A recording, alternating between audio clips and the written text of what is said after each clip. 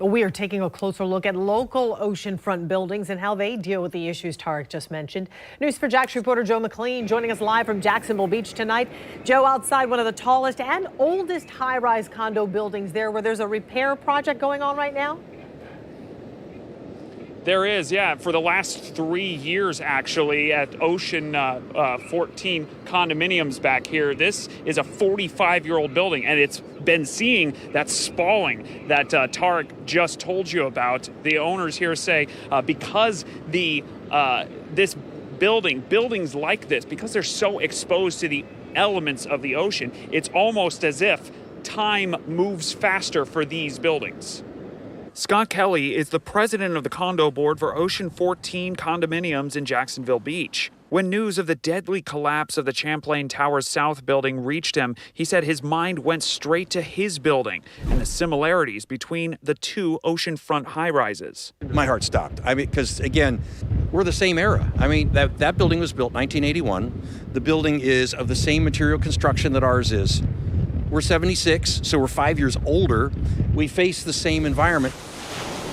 An environment that's punishing to buildings like this one, exposed to the wind and salt water in ways not seen further inland. It's why the building is now in the midst of a massive years-long refurbishment project.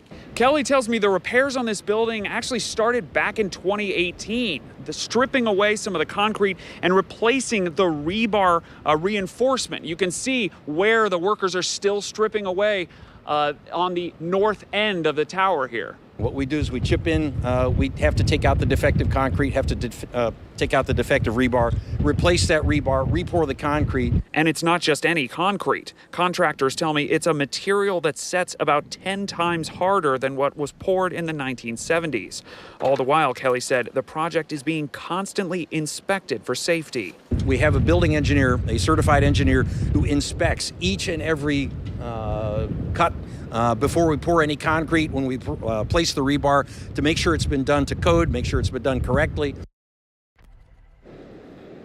A couple things to note. Broward and Miami-Dade counties, they've adopted that 40-year building safety re-inspection program. That's what we've been hearing as we've done our coverage of the Surfside collapse. But the city of Jacksonville Beach here said that it doesn't do routine structural inspections on existing buildings. Now, Kelly did tell me that the insurance company for the condo here does require inspections during policy renewals and that sort of thing. But those inspections are far less comprehensive than what that 40-year re-inspection does. He says, though, the condo is doing their own inspections as they do this process, but he said they're doing that under their own, out of their own free will.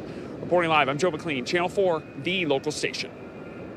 Joe, thank you. Our coverage of the collapse will continue tonight and tomorrow morning on the morning show. At 8:30 a.m., an attorney will join us to discuss the first lawsuit that's been filed against the Condo Association.